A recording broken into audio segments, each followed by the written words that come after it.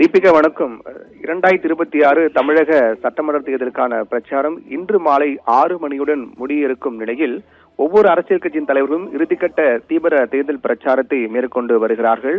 அதன் ஒரு பகுதியாக தமிழக வெற்றி கழகத்தின் தலைவர் விஜய் தன்னுடைய தொண்டர்களுக்கு தன்னுடைய எக்ஸ் பக்கத்தில் ஒரு கடிதம் ஒன்றை எழுதி வெளியிட்டிருக்கிறார். அதில் ஆசையோடும் அன்போடும் எனக்காக எல்லாவற்றையும் அள்ளி அள்ளி தந்த உங்களோடு உங்கள் விஜய் மனமிட்டு பேசவே இந்த கடிதம் என்று குறிப்பிட்டு இந்த கடிதத்தை அவர் வெளியிட்டிருக்கிறார்.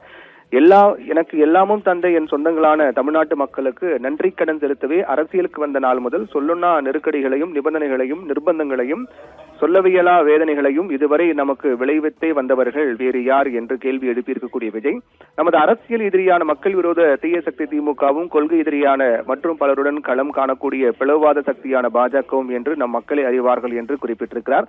அதன் தொடர்ச்சியாக மக்களுக்காக அவர்தம் நலன்களுக்காக மட்டுமே அரசியலுக்கு வந்த இந்த விஜய் பாசிச மனநிலை கொண்ட ஜனவிரோத கட்சிகளின் அழுத்தங்களுக்காக அடிபணிவான், திசை திருப்பல் முதலீட்டு கழகங்களின் நெருக்கடிகளுக்கும் நிர்பந்தங்களுக்கும் குனிந்து கூடை கும்பிடு போடுவான், ஆதாயங்களை காட்டி உங்கள் மகனை அடக்கிவிட முடியாது என்று தெரிவித்திருக்கக்கூடிய விஜய், அதிகாரங்களை ஏவி உங்கள் சகோதரனை மிரட்டிவிடும் இயலாது என்று குறிப்பிட்டிருக்கிறார்.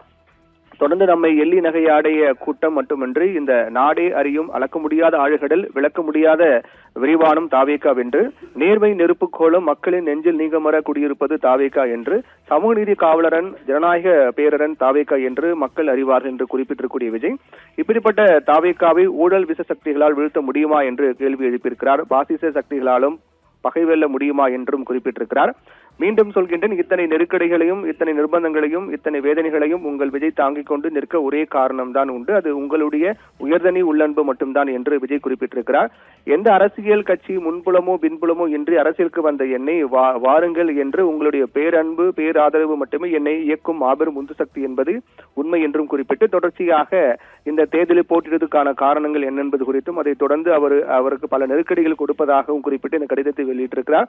அதனால் எப்போதும் போல அடைமழையாக இந்த அரசியல் சூதாடிகளின் ஊழல் வஞ்சக கொள்ளை பணமழை பொழிந்தாலும் வருகின்ற 2026 சட்டமன்ற தேர்தல் ஏப்ரல் 23 அன்று அனைவரும் திருவிழா கோலம் பூண்டு தாவேகாவுடைய கட்சிக்கு அந்த சின்னத்துக்கு வாக்களிக்க வேண்டும் என்று குடும்பமாக சென்று வாக்களிக்க வேண்டும் என்று கேட்டுக்கொள்வதாக விஜய் அந்த கடிதத்தில் தெரிவித்திருக்கின்றார்.